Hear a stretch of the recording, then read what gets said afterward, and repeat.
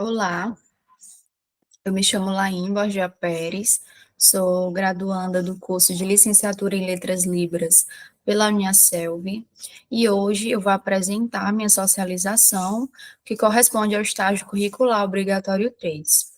Como eu falei, eu me chamo Laine, a disciplina é estágio curricular obrigatório 3.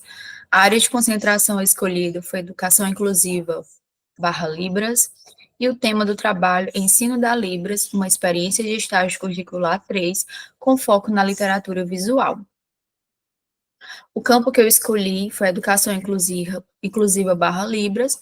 O objetivo do trabalho é realizar práticas inclusivas baseadas na pedagogia com estratégias de ensino, envolvendo a língua de sinais no âmbito educacional. Então, o estágio ele foi realizado no ambiente educacional, com ensino na língua de sinais para surdos e ouvintes, respaldado nessa pedagogia visual, da literatura visual. Os objetivos: conhecer o campo de atuação do professor através da observação no ensino médio, analisar a formação e conduta do professor no exercício pedagógico, planejar atividades que integram o currículo do ensino médio na língua brasileira de sinais, elaborar projetos de estágios, planos de aula, PEP de estágio a partir da vivência no cotidiano da escola, atuar como estagiário, proporcionar aos alunos ouvintes o conhecimento teórico e prático de alguns conteúdos básicos da língua brasileira de sinais, com foco na pedagogia e literatura visual. Um pouco da minha fundamentação teórica. Sabe-se que para aprender uma língua é preciso tempo, esforço, dedicação e imparcialidade. Para além de aprender, o objetivo é assimilar a cultura e as regras para estabelecer a comunicação com sujeitos usuários da língua. Então, aprender uma língua precisa de tempo, de esforço. Segundo Campelo, a forma de comunicação entre a comunidade surda do Brasil é feita através da língua brasileira de sinais. Essa língua, né, a Libras, ela é reconhecida pela Lei 10.436 de 2002 e pelo decreto que a regulamenta, 5.626 de 2005. Quadros e Silva relatam que permitirá não apenas as comunicações usuárias dessas línguas, mas a toda a população do Brasil reconhecer o valor e a riqueza de suas particularidades linguísticas e das perspectivas culturais nelas imbuídas. O professor precisa ter em mente que pensar na educação dos surdos requer fazer uso de metodologias visuais, e nisso inclui o estudo da literatura visual. A pedagogia visual mostra a importância de se usar as mãos para promover a comunicação e visibilidade. Então, os estudos da literatura visual, da pedagogia visual, partem daí, considerando a Libras como uma língua que é visual. Então, precisa pensar em metodologias e estratégias de ensino e aprendizagem baseado na visibilidade. Profissionais se unem na causa educacional e social da comunidade surda para resgatar e promover na sociedade a literatura surda, que sempre esteve presente, mas sem protagonismo por muito tempo. Define que uma das principais características da literatura surda é o registro do mundo surdo, por meio de escritos ou visuais. Isso quer dizer que a sua produção pode se dar tanto pelos surdos como pelos ouvintes, envolvidos no artefato cultural e linguístico da comunidade surda. Bom, existe diferentes produções, né, textos de diferentes gêneros, como artigos, poesias, narrativas, que são as formas de os surdos se expressarem atualmente na sociedade. Então, hoje os surdos estão ganhando esse protagonismo. Os surdos também eles estão sendo vistos em vídeos, filmes, na confecção de livros, novelas, dentre outras atividades. São muitos os caminhos trilhados pela comunidade surda para conseguir manter sua representatividade no meio da comunidade ouvinte predominante. Por isso, observamos os movimentos emergentes dos surdos em todos os campos, e com certeza o meio de manter essa representatividade é através da divulgação da cultura e identidade linguística. Para que esses surdos usufruam do protagonismo e das produções, é necessário saírem do anonimato, não se tornarem de fato protagonistas. Cabe aos profissionais da educação respeitar e estimular essa independência desde cedo, né, independente da faixa etária, acreditando em todo o potencial dessa pessoa.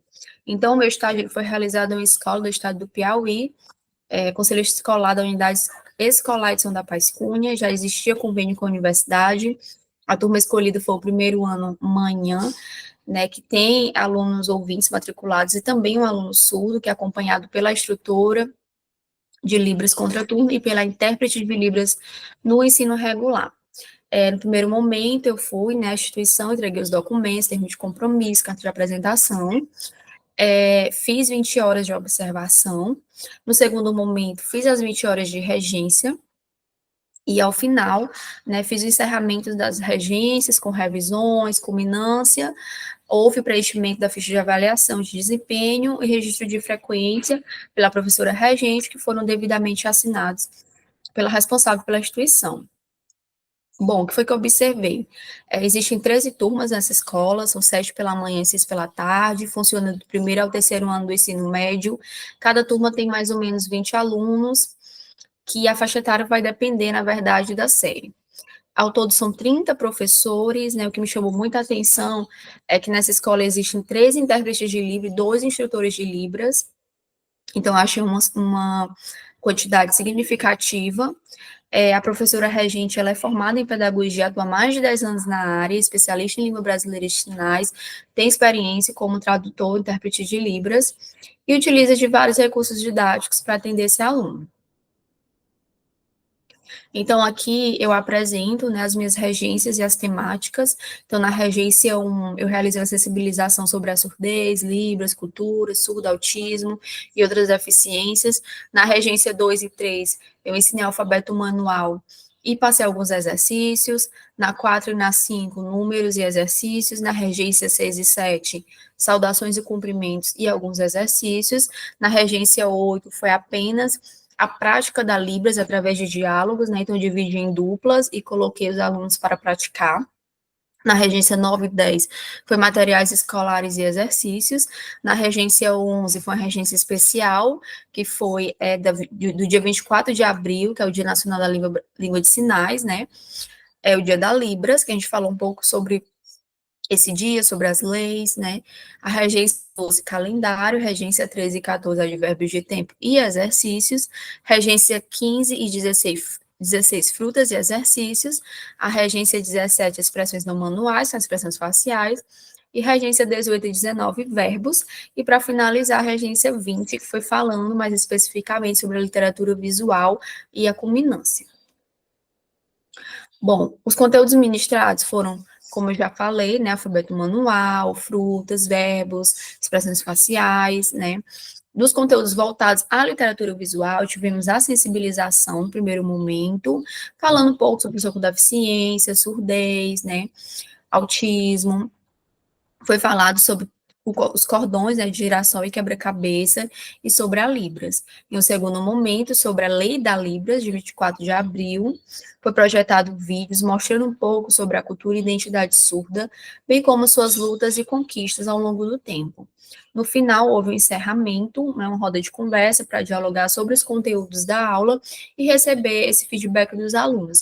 Foi percebido os alunos bastante abertos, né, engajados nas aulas, participativos, houve uma mudança significativa no ambiente escolar, porque os alunos passaram a ter compreensão maior sobre a Libras, a comunidade surda, a pessoa com deficiência, a literatura visual, a pedagogia visual, já foi percebido os alunos sinalizando dentro do ambiente escolar e o aluno surdo mais incluído em sala de aula e na escola como um todo.